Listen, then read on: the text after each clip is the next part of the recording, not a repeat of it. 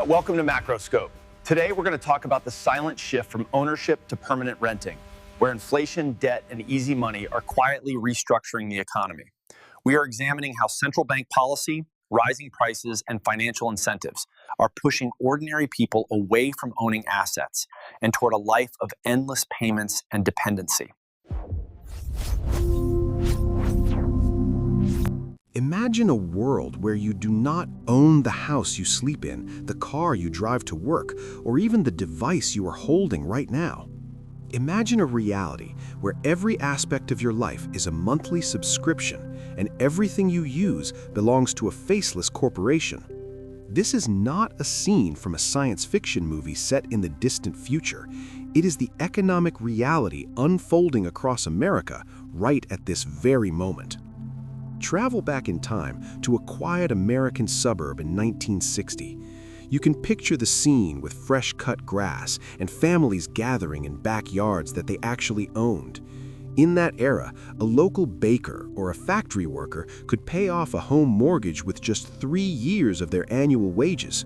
It was a time when hard work translated directly into ownership. Now, fast forward to the year 2025. Picture a high-level software engineer sitting in a glass tower in a major city. Despite working longer hours and producing more value, this engineer now requires 15 years of perfect savings to afford that same standard of living. Something fundamental has broken in the machinery of the global economy. If you look at a long-term chart of the United States economy, you will see two lines moving together in perfect harmony for decades. Those lines represent productivity and hourly wages. For a long time, as workers became more efficient, they got paid more. But in 1971, something snapped. The lines separated in a way that would change history forever. Productivity continued to soar to the heavens, driven by technology and innovation, while the real wages of the American worker fell flat on the ground. The massive gap between those two lines represents trillions of dollars that were quietly siphoned away from the middle class. It marks the moment money stopped being a store of value and became a tool of transfer. We are now witnessing the systematic dismantling of the American dream. We are watching the end of the age of ownership and the beginning of the great dispossession. To understand how this dispossession happens, we must look at the source of the river. We must look at the Federal Reserve.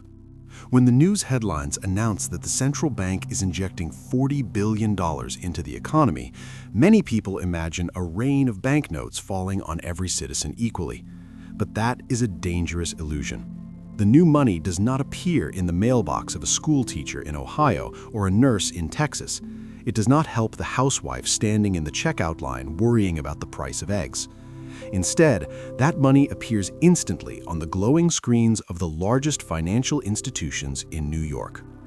This is a mechanism known as the Cantillon effect. It is named after an 18th century economist who realized a simple but terrifying truth: money is not neutral. The specific path that new money travels determines who wins and who loses. Who gets the money first matters more than how much money is created. Picture a trading floor on Wall Street. The air is thick with tension and the hum of high-speed servers. When the Federal Reserve engages in what they call liquidity injections or reserve management, they are essentially handing fresh cash to primary dealers and major banks. These bankers and hedge fund managers suddenly have billions of dollars in new purchasing power. They do not use this money to buy groceries or pay for basic utilities. They use it to hunt for yield. They pour this capital into the stock market, pushing indices to record highs even when the real economy is struggling. They buy corporate bonds, and most destructively for the average citizen, they buy real estate. Now, shift your gaze from the skyscrapers of Manhattan to a modest neighborhood in the suburbs. A young couple is parking their car in front of a starter home. They have saved for 5 years. They have skipped vacations and budget meals to build a down payment. They have done everything right. But when they walk into the open house, they find they are not competing with other families.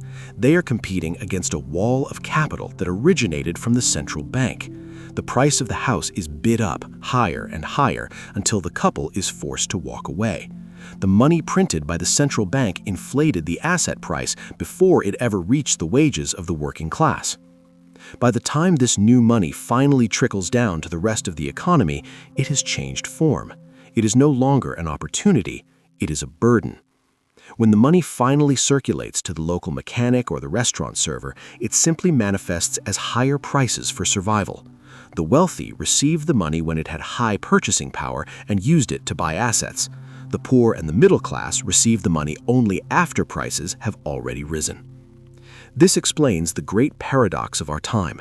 You might see factories closing and small businesses struggling on Main Street, yet the stock market hits a new all-time high. This is not a contradiction. It is the direct result of monetary policy.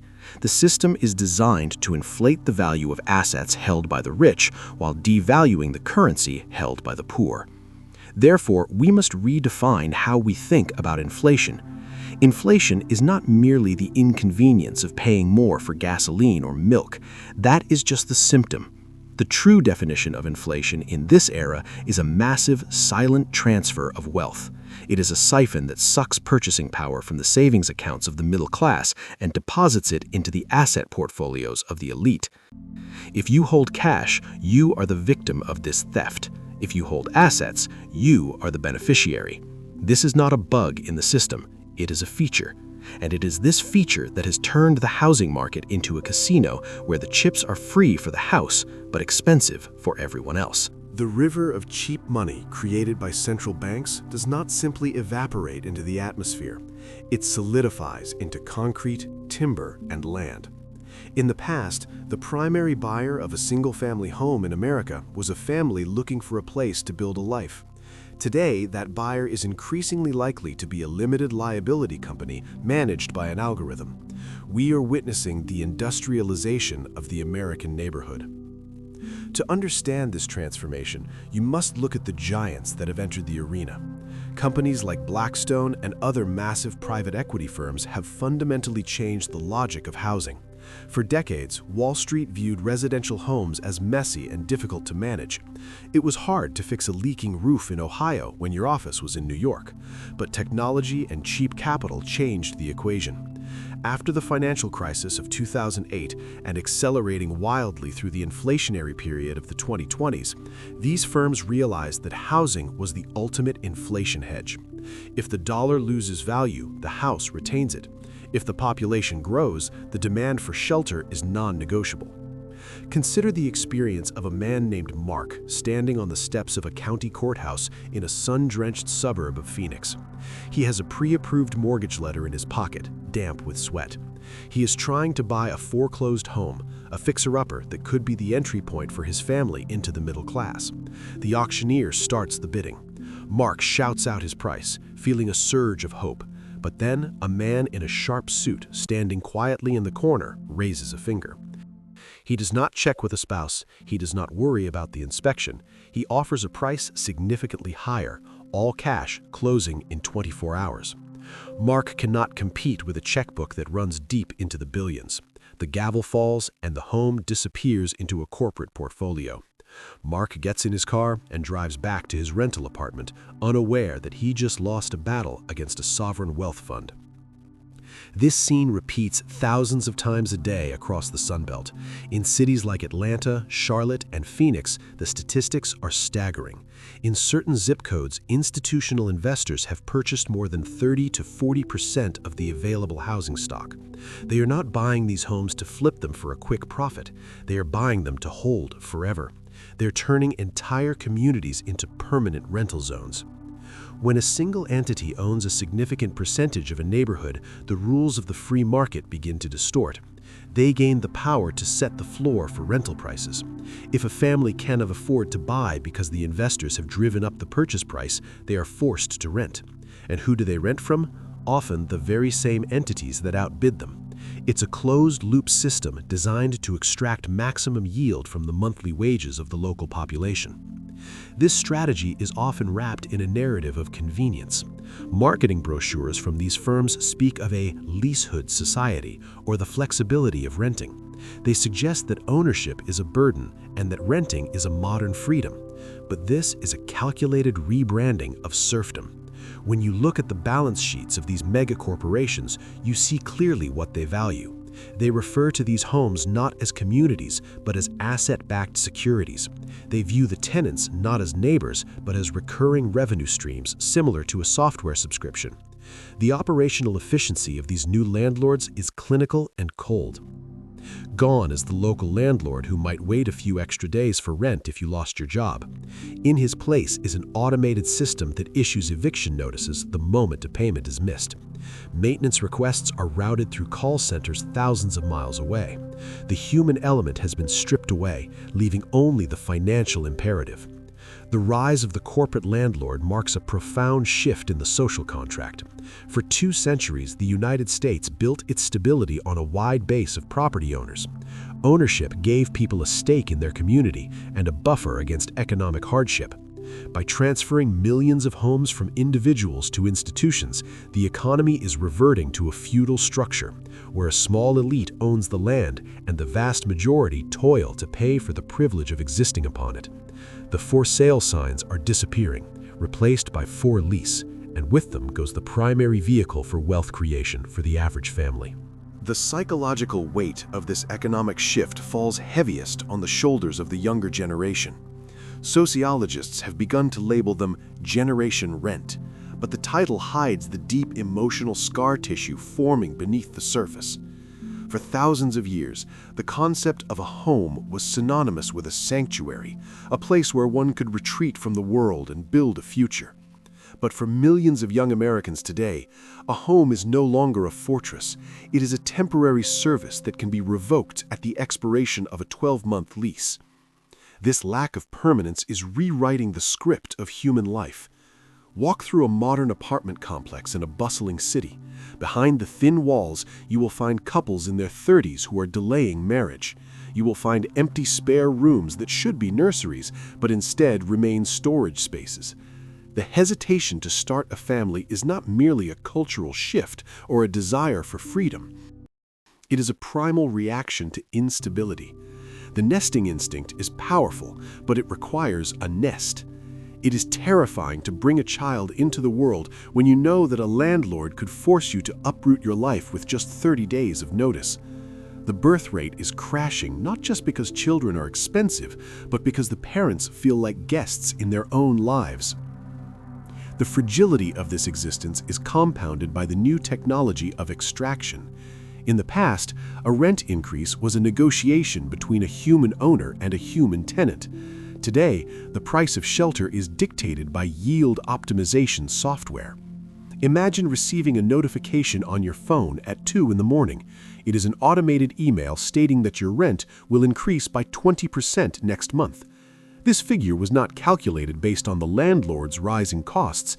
It was calculated by an algorithm that analyzed data from thousands of other units to determine the absolute maximum amount you can pay before you break. This leads to a profound sense of anxiety that permeates daily life. You cannot plant a garden because you might not be there to see it bloom. You cannot paint the walls or renovate the kitchen because you are merely paying off someone else's asset. The emotional connection to the community is severed. Why join the local school board or volunteer at the neighborhood park if you are likely to be priced out of the zip code next year? The social fabric begins to fray as neighbors become strangers passing in the hallway, all of them temporary, all of them drifting. Defenders of this new economy often point to Europe as a model. They say that in countries like Germany, renting is the norm and people are happy. However, this comparison leaves out a critical and dangerous detail. In Berlin or Munich, a tenant is protected by robust laws that make renting nearly as secure as owning. A German family can live in the same rented apartment for 40 years, raising children and grandchildren without fear of eviction or arbitrary price hikes. The United States and the United Kingdom are currently adopting the worst of both worlds. We are moving toward a society where the majority rent like Europeans, but with the ruthless lack of protection typical of the American market. We are importing the high costs and the permanent payments of a renter's society, but we have stripped away the security and dignity that makes such a system livable. The result is a population that is squeezed from both sides. They are denied the wealth-building power of ownership, yet they are also denied the peace of mind of a protected tenancy. They are trapped in a state of perpetual financial adolescence, generating wealth for a landlord class while their own roots are never allowed to take hold in the soil. How does an individual fight back against a financial system that seems designed to turn them into a permanent tenant? The answer does not lie in waiting for a politician to save you or for a new law to reverse decades of monetary policy. The answer lies in understanding the rules of the game and refusing to be a passive victim. The first and most critical step is to change your relationship with money itself. You must realize that in an era of endless liquidity injections, cash is not a safe harbor. It is a melting ice cube. While short-term treasury bills or high-yield savings accounts might offer a temporary shelter, they are not a long-term solution to the devaluation of your labor. The system is punishing savers who hoard currency and rewarding debtors who hold assets.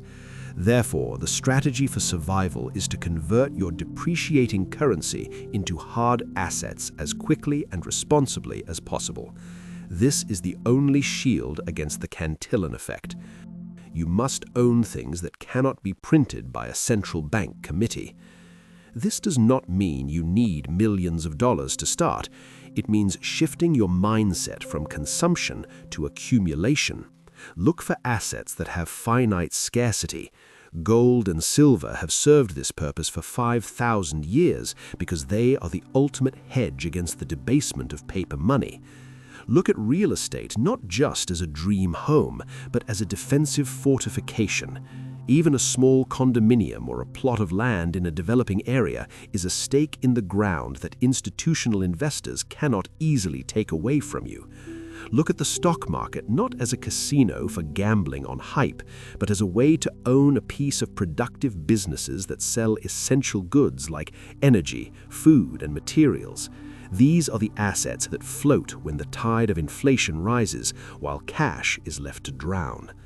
However, acquiring assets requires capital, and capital comes from income. This brings us to the second pillar of resistance, which is the aggressive upgrade of your own human capital.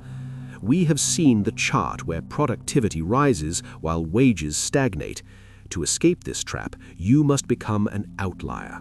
In a labor market that is being squeezed by both automation and inflation, average skills will yield below average results. You must pivot to industries where value is undeniable and scalable. Whether it is mastering a trade that is in desperate shortage or learning high-leverage digital skills, your primary goal must be to increase your earning power so that you have a surplus. And the moment you generate that surplus, you must deploy it into assets before inflation eats it alive. The path forward is not easy, and it is not fair. The economic landscape has been tilted against the common man, but sitting on the sidelines is no longer an option. The world is bifurcating into two distinct classes. There are those who own the capital, the land and the businesses, and there are those who pay rent to use them. The system is quietly but efficiently designed to make you a new kind of serf, tethered to a subscription for your very existence. The only form of rebellion that matters is ownership. You must claw your way onto the property ladder. You must secure your own financial sovereignty. You must own real things before the window of opportunity closes forever. The age of the renter is here, but you do not have to accept the lease.